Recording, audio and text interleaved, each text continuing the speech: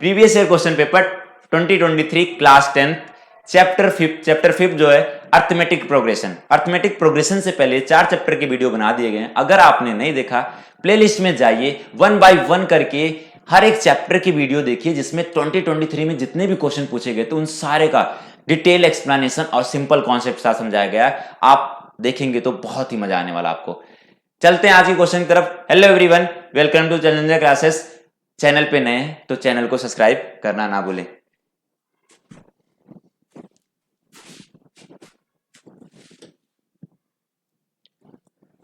Question जो है, if the sum of first n term, ये बोलने कि स्टार्टिंग से एन टर्म का सम दिया हुआ 3n² प्लस n एंड इसका क्या दिया हुआ कि कॉमन डिफरेंस दिया हुआ। कॉमन डिफरेंस कितना दिया हुआ? 6 दिया हुआ। हमें क्या फाइंड करना है? फर्स्ट टर्म फाइंड करके बताना। क्या फाइंड करके बताना है? फर्स्ट टर्म फाइंड करके बताना है। तो अगर उसको फाइंड करना है, ठीक है, तो सबसे पहले हम क्या करते हैं, देखो कैसे ये होता है कि अगर a1 a2 a3 a4 a5 ऐसे करके डॉट डॉट डॉट ये चल रहा है, कहां तक? an तक चल रहा है। इसको मैंने बोला ये जो है वो AP में। किसमें? AP में। किसमें है? AP में।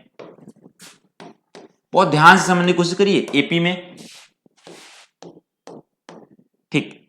अब AP में है तो इनका अगर हमें S1 निकालना है, S1 बोलूं, S1 का मतलब होता है स्टार्टिंग से पहले टर्म का सम। मतलब पहला टर्म तो A1 ही होता है तो उसी को जाएगा। अगर S2 बोलूं मैं, S2 हो जाएगा A1 प्लस क्या हो जाएगा? A2 हो जाएगा। अगर S3 बोलूं तो क्या हो जाएगा? A1 प्लस A2 प्लस क्या हो जाएगा? A3 हो जाएगा। मतलब स्टार्टिंग से 3 टर्म का सम चल रहा है A3 है, और स्टार्टिंग से 2 टर्म का सम जो रहा है A1 प्लस A2 है, ठीक है। स्टार्टिंग से एक टर्म का सम किसके बराबर है? किसके बराबर है? A1 के बराबर है, या S1 की वैल्यू जो हो जाएगा। तो ये तो समझ में आ गया, S1 और A1 बराबर होते हैं। इसके बाद हम देखते हैं कि कभी भी जब SN दिया जाएगा आपका जनरल टर्म में, जनरल टर्म n के टर्म में दिया जाए, जैसे n के टर्म में दिया तो इस फॉर्म में बनेगा an² प्लस bn, ये ऐसा रहेगा। अगर इस तरह का आपको दिखते हैं तो हम बोलेंगे सम ऑफ n टर्म का। तो यहां पर भी सम ऑफ n टर्म दिया हो। अगर ऐसा दिया है तो हमें फर्स्ट टर्म निकालना है और कॉमन डिफरेंस निकालना है। फर्स्ट टर्म निकालने के लिए क्या करना पड़ेगा और कॉमन डिफरेंस निकालने के लिए क्या करना पड़ेगा? अगर आप फर्स्ट टर्म निकालेंगे तो सीधे वहां पर S1 के जगह 1 पुट कर दीजिए। देखो मैंने बताया S1 किसके बराबर होता है? A1 के बराबर। मतलब स्टार्टिंग से फर्स्ट टर्म S1 और A1 बराबर होता है, लेकिन S2 A2 के बराबर नहीं होता। वो S2 A2 नहीं होता, A1 प्लस A2 होता है। तो यहां से अगर आप निकालोगे तो n की वैल्यू 1 पुट कर दीजिए, तो A मल्टीप्लाई 1 का स्क्वायर प्लस B मल्टीप्लाई 1, तो यहां से आ जाएगा A1 की वैल्यू कितना आ जाएगा? A plus B। मतलब हमें क्या करना है, अगर पहला टर्म निकालना है इसका तो क्या करना पड़ेगा? हम इन दोनों कोफिशिएंट को ऐड कर दें, आ जाएगा। अगर हमें कॉमन डिफरेंस निकालना है, क्या निकालना है? Common difference.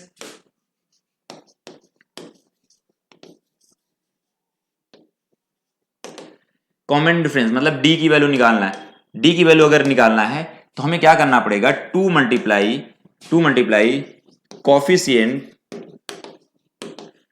Coefficient of n²। ये देखो ट्रिक है, या तो आप कॉन्सेप्ट को आसान करने के लिए मैं समझा रहा हूं। जब ऑब्जेक्टिव क्वेश्चन होगा तो D निकालना है। अगर इसका D निकालना है, मतलब जो हमें ये दिया हुआ SN दिया, इसका D निकालना है, तो क्या करना पड़ेगा आपको? जो भी है n² का कोफिशिएंट A है, A का डबल कर दीजिए, यहां पर 2A आ जाएगा कॉमन डिफरेंस। ये तो हो गया ऑब्जेक्टिव क्वेश्चन के लिए। अगर सब्जेक्टिव क्वेश्चन के लिए करना होगा, मतलब जिसमें लिख के दिखाना होगा आपका ऑब्जेक्टिव क्वेश्चन, मतलब जिसमें टिक मार्क लगाना होता है, वो हो जाए, ठीक है।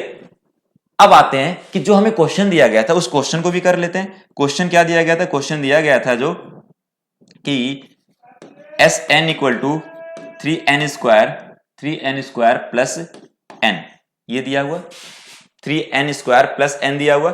अगर हम इससे देखें, इसको देखें हमने, तो क्या हो जाएगा कि इससे हमें पहला टर्म निकालना है, A1 की वैल्यू या S1 की वैल्यू निकालना है। तो हम क्या करना है, जहां पर n है वहां पर क्या पुट कर देंगे? 1 प्लस 1, ठीक है, 3 प्लस 1, और आ जाएगा किसके बराबर? ये 4 के बराबर। तो इसका जो फर्स्ट टर्म आने वाला है वो किसके बराबर आएगा? वो 4 आएगा। क्या आएगा? 4 आएगा। तो ये तो आपको क्वेश्चन पहला टर्म पूछा गया, लेकिन इसका कॉमन डिफरेंस तो दिया हुआ था। D की वैल्यू पहले से दिया। देखो चेक करते हैं इससे निकाल के। अगर इससे D की वैल्यू, देखो ये क्वेश्चन बहुत आसान है। अगर D पूछा जाता तब आपके लिए टफ होता। कॉमन डिफरेंस पूछा जाता है तब टफ होता है। तो आपको क्या करना पड़ता है, एन स्क्वायर के कॉफिशिएंट का डबल करो। एन स्क्वायर का कॉफिशिएंट 3 है, 3 का डबल करोगे तो क्या मिल जाएगा, 6 मिल जाएगा। ठीक है, वही आंसर है। देखो मैंने बताया नहीं आपका एक फॉर्मूला बना के यहां रखा है, इसको आप ध्यान से रखिए जिससे आपका सारे कॉन्सेप्ट क्लियर हो जाएंगे।